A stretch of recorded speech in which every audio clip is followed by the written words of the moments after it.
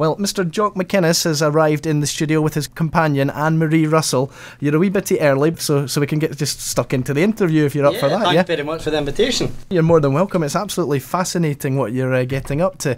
Jock, you've dedicated a huge amount of your life to raising money for various different charities. How did it all start? Basically started in the forces, the Black Watch. I got all the qualifications, outdoor pursuit wise, and I thought when I left I didn't want to waste them and I could carry these on, and I've carried them on. So the forces have got a lot to do with it. And Anne-Marie, you know a bit about the charity you're currently raising funds for just now. Who are they and what are they all about? Well, the charity at the moment that we're raising funds for is the Davie Cooper Centre in Clydebank. Now, Jackie and John, who started this charity, are building. It's a brand new centre for children with learning difficulties and young adults, and also a respite place for families. And it's been built from scratch. Last year we did a charity event for them and also motor neuron disease together. But this year we thought we'd like to give Jackie and John a bigger step up and see if we can get the centre up and running and build it quite a wee bit quicker than... That would be just brilliant. Tell us a little bit about your latest adventure. How do you both plan to raise money for the Davie Cooper Centre? Well, it's going to be a massive campaign. We're going to basically go around as many local and national radio stations and TV stations as possible and make people aware of what we're doing. Once we make people aware, we're going to bring in volunteers, and this is one of the first steps. Get volunteers and let them know what's out there and what they can do. This is 2012, although we're not going into 2013. The man on the street, the woman on the street, anybody can actually get up and do this. And it's making people aware that, yes, they can make a difference. So you guys are actually doing a trek in the Sahara. Is that right? Yeah, is that not fantastic? It's just amazing. Let's put this in context. You're saying absolutely anybody can do this. Yes, we're looking for people to come along. Hopefully we'll get a group of 20 to 25 people, you know, any age, male, female, just a good group of people to all trek the desert together on behalf of the Davie Cooper Centre. It will benefit the whole of Scotland, not just Clydebank, you know, the area that it's in. It's for all over Scotland, and we need as many people to volunteer to come along. It's exciting stuff. It would be great to do, and after doing the Gobi Desert last year, it was an amazing experience, and it'd be great if more people came along and joined us. There's just so much to talk about here. There is. Last year, Once you the get Gobi started. Desert, what happened? How did that come about? Well, the reason it came about, first of all, is an ex-football player called Willie Henderson, ex-Rangers. I met him through a friend called Ken Buchanan, the former world boxing champion, who I know very well. We spoke about doing a trip, and Willie says, well, can I do it? Can I physically do it? And I says, aye. So we looked at a few trips, and then we decided on the Gobi Desert. He got injured, and in short, I had to get a football team together. So I organised a football team using Rangers, Celtic and Motherwell supporters, gave ourselves a name called Gobi United, came together with the first team to ever play in the National Stadium in Mongolia. All right, we got beat, but that doesn't matter. That doesn't matter. And we had a fantastic trek. It wasn't, you know, the hottest country to go in, even though we was talking about the Gobi Desert. It was snow for the first 3-4 days. Really? Wow. Yeah, there was ice on the tents and everything. But it was a great trip. A really, really good trip. So it's off to the Sahara this year. So I'm expecting the other extreme in terms of weather. Would I be right in saying that? Very extreme. I mean, we're starting off in Morocco, overnight hotel. Next day we're on a bus over the Atlas Mountains where it'll be freezing. So the long johns on for the kilts. Down into the start of the Sahara Desert, and then it's sun on the back all the way through. I mean, how long will that take you to do? Well, we're planning 7, maybe 8 days of walking, so that's 100 k's. Not a big issue. People say, oh, sun, you know, it's going to be very hot. It will be very hot. But what's the terrain like? Is that? Well, it varies. I mean, you've got your salt pans, dried up riverbeds. You do have the sand dunes, big grassy open areas, and of course we'll have the sun. Wow, it's all quite mind-blowing, really. It's actually fantastic because one of the big selling points about this is 24 hours off in Marrakesh after the trek. In Marrakesh, I've been there before, one of the most fantastic cities in the world. Everybody's got to go to Marrakesh at one time in their life. You've sold me already. Honestly, where's the application form? Throughout the year between now and then, there will be seminars that people, if they get into the website, we can arrange and all meet up, and there'll be seminars ongoing throughout between now and then, and all we do is all organise different fundraising events, like some last year it was cabaret, coffee mornings, you name it, anything goes, to raise the funds. So it's really exciting. People have to come along. Right, it just sounds brilliant. I'm going to play a song just now, and we'll chat some more just after Brian Ferry.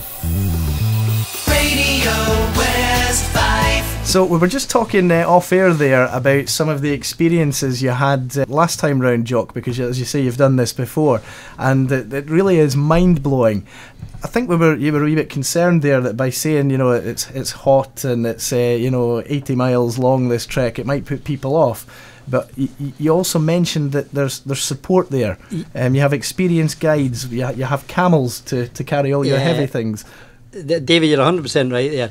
It's a case of when you start, you're led by Berber guides, the Arab guides all the way through the trek, and they go at a nice slow pace. Not too slow where the sun's beating down on you all the time, but you are walking for 4, 5, maybe even 6 hours a day.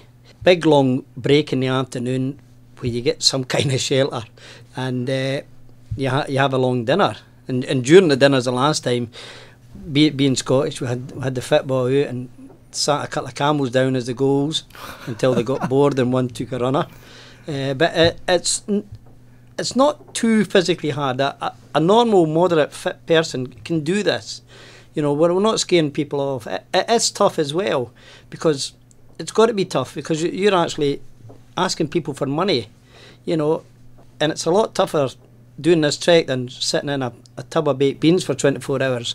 This is tough. This is the real McCoy. It's a real challenge. It's a real McCoy, but it's a once in a lifetime trip. It's cameras and videos and the landscape and the people you're going to meet is just out of this world. Yeah, I can imagine. What are you doing in terms of training for preparation? There is training days. We organise training days where we'll go for long walks and just have a look at the people's fitness, speak to them about it. Then we'll do a couple of Monroes. But as I say, you don't have to be Superman or Superwoman to be able to actually do this. Just a good moderate fitness, and you'll get a training programme. Stick to what you can, but the fitter you are for doing that, the easier the trek's going to be. We do go as normal with it, the slowest person.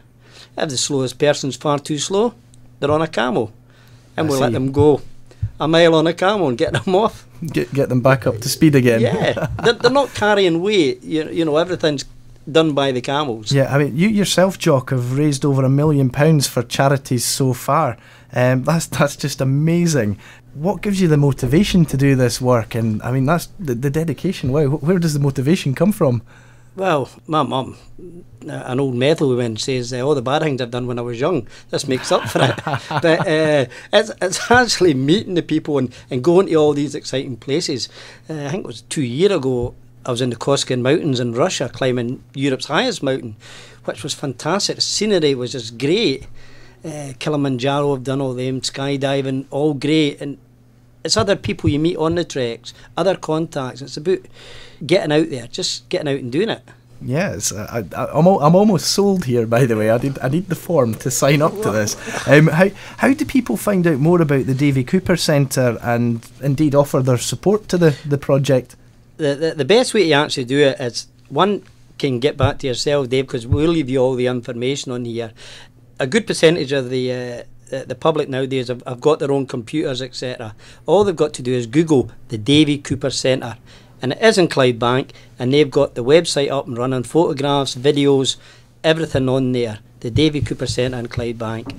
But as I say, we'll leave you a link on how that can be done. Superb. And how much money do you hope to raise overall by undertaking this challenge? Let's get down to the nitty-gritty. The nitty-gritty, well, the actual trip itself is, because every pound's a prisoner nowadays. We've looked at it, and with the company that we're working with, a company called Discover Adventure, we've sat down and we spoke to the young lady about this, and we said, look, recession on, etc., etc. She says, right, if you can get me 20 people, rock bottom price, £1,300, 10 days, flights, accommodation, food, the whole lot. And we said, right, that'll be our first step. And then every 5 after that, yeah, the price goes down, which is really, really good. Mongolia last year was £2,000, and that was quite hard. But once you've raised the money for the trip, you then start raising money for the charity itself, and that's the aim. It doesn't matter if it's £100 or £1,000. You've raised money for charity. You're on the trip, and that's basically it. So have you got 20 people so far? Or? We've actually got quite a few people interested, and the centre, the charity centre itself, are keeping a list of the people, and they'll be getting them back and inviting them onto the seminar. Hopefully February, we're going to do a big launch with the media, the Daily Record, and the Davie Cooper Centre itself. Excellent stuff. Well, guys, all the best for this project. It's just amazing. You've kind of blown my mind, I have to admit. Is there anything we can do at Radio West Fife to help? Just keep plugging away, and as I say, Dave, I'm going to leave you your card, so that if anybody gets in touch with yourself, you can let me know, or just get the charity know. And everybody can do this. Everybody can do this. They can make a difference. They can make a difference. They're probably lying there going, "Oh, I'm too old to do this." We're talking March 2013. That gives them over a year to get fit. Brilliant stuff, guys. Jock McInnes and Anne-Marie Russell. Radio West 5.